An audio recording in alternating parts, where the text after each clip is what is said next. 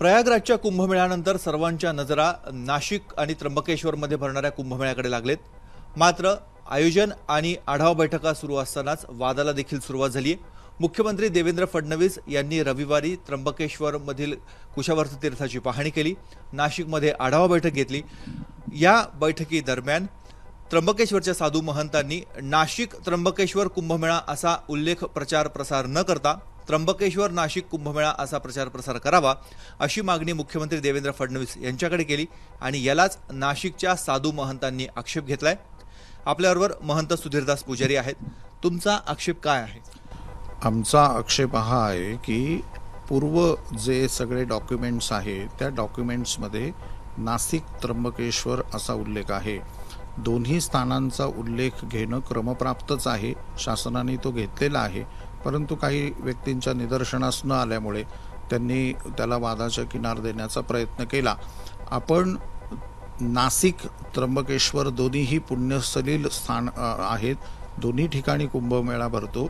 या विषयाचे पेशवेकालीन सर्व निर्णय देण्यात आले आणि नाशिक आधी का घ्यावं याकरिता व्याकरण पाणिनी व्याकरण अष्टाध्यायी याचे जे नियम आहेत ते त्यात दुसऱ्या अध्यायातला दुसरा श्लोक त्यातला 34व्या श्लोकामध्ये अल्पाश्चरितम असं सूत्र आलेलं आहे। ते सूत्र असं सांगतं की ज्यामध्ये स्वर आणि व्यंजन कमी आहेत ते अक्षर, जसं नाशिकमध्ये 3 अक्षर आलेत आणि त्र्यंबकेश्वर हे अक्षर धरून त्या ठिकाणी 5 अक्षर होत आहेत, तर स्वाभाविकपणे संस्कृत व्याकरणाच्या नियमानुसार नाशिक हे अक्षर आधी घेण्यात यावं। लध्वाश्चरितम लघु अक्षर जे आहे ते आधी घेण्यात यावं, जसं उमामहेश्वराभ्यान्मा, वाणी हिरण्यगर्भाभ्यान्मा, सचिपुरंदराभ्यान्मा, तर तिथे आधी नाव जे 2 अक्षर आले ते घेतली।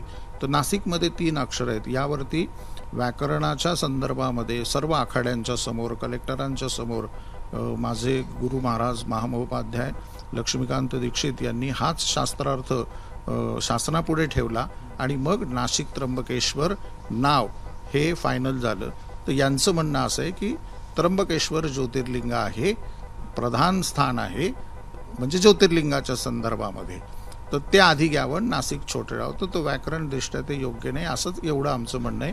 त्याला वादाची किरण कृपया त्यांनी देऊ नये अशी माझी विनंती आहे। त्यांचा म्हणण्याचा हेतू असा होता की नाशिकचाच प्रचार प्रसार जास्त होतो, त्र्यंबकेश्वर कुठेतरी मागं पडतं, डावलं जातं, त्यामुळे आणि महत्त्वाचे आखाडे तिथेच आहेत, नागा साधू तिथे असतात, शिवाला मानणारे साधू महंत तिथे आहेत, त्यामुळे पहिले त्र्यंबकेश्वरचं नाव घ्यावं। याला तुम्ही का आक्षेप घेताय? आम्ही आक्षेप घेतच नाहीये। आमचा आक्षेप असा आहे की त्यांचा जो क्लेम चाललाय की 10 आखाडे तिथे असतात, इथे आमचे 18 आखाडे आहेत। 13 आखाड्याच्या अंतर्गत 18 आखाडे आहेत।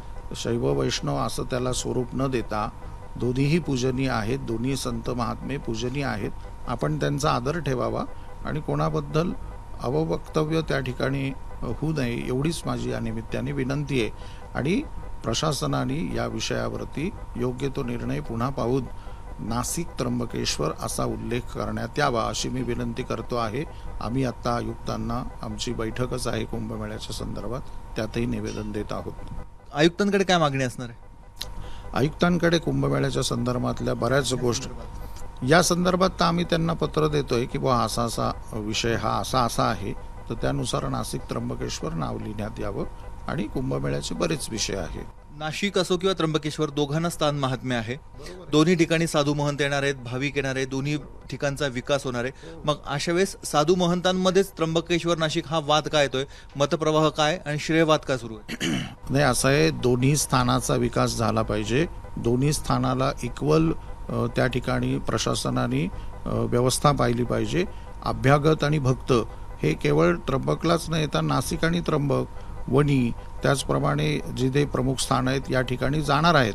त्यामुळे आपण कुठलीही वादाची किनार त्याला न येता पूर्वसंध्येला सुचारू रूपांपुढे स्थानिक भक्तांपुढे चांगला संदेश जावा अशीच आमची इच्छा आहे।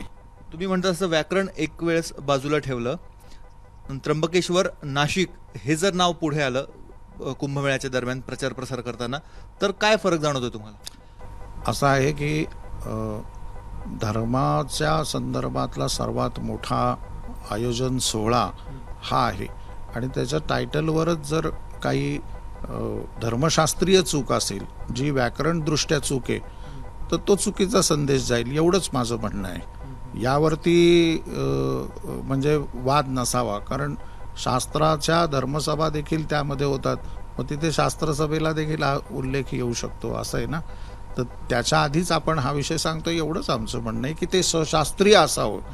कुंभमेळ्यातली प्रत्येक आयोजन नियोजनातली परिपत्रकापासून जे काही गोष्ट आहे, आम्ही तर तिथे अशी मागणी करत आहोत की प्रत्येक परिपत्रकामध्ये तिथी वार नक्षत्र सुद्धा लिहिण्यात यावं पत्रकामध्ये. जसं बा एकादशी, आज एकादशी, एकादशी लिहिण्यात यावी, असं आम्ही या ठिकाणी मागणी करत आहोत. आणि दुसरी आमची मागणी सर्वात मोठी की जे आत्ता जे मंडळ त्या ठिकाणी कुंभमेळ्याच्या संदर्भाने जी काही संपूर्ण प्राधिकरण केलं जात आहे, त्या प्राधिकरणामध्ये संत महात्मे असावे अशी आम्ही मुख्यमंत्र्यांना विनंती करत आहोत. मुख्यमंत्री येणार आहेत पुढच्या आठवड्यात. त्यांनी सांगितलं की मी प्रत्येक 10 दिवसाला कुंभमेळ्याच्या नियोजन बैठकीच्या संदर्भात आढावा घेणार आहे आणि नाशिकला येणारच वेळोवेळी.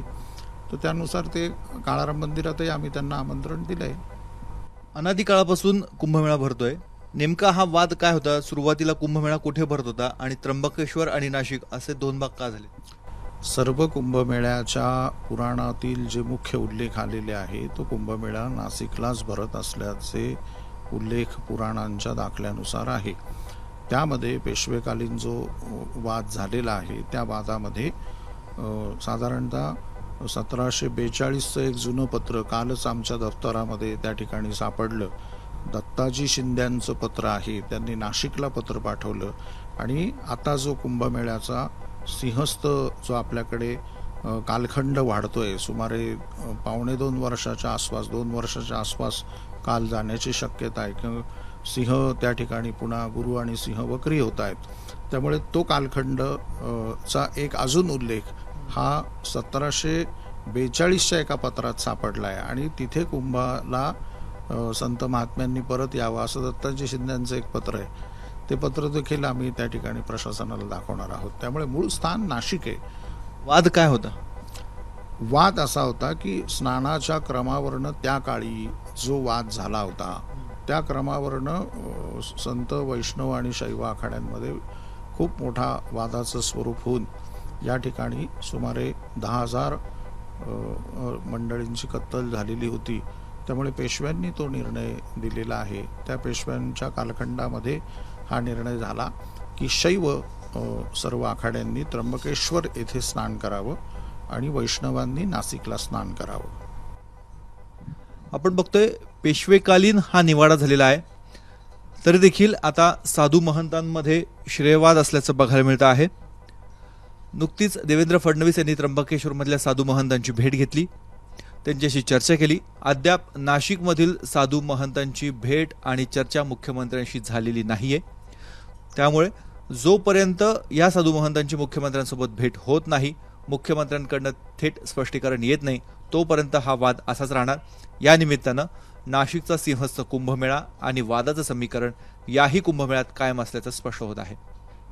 कॅमेरामन किरण कटारेसह मुकुल कुलकर्णी, एबीपी माझा, नाशिक. एबीपी माझा, उघडा डोळे बघा नीट.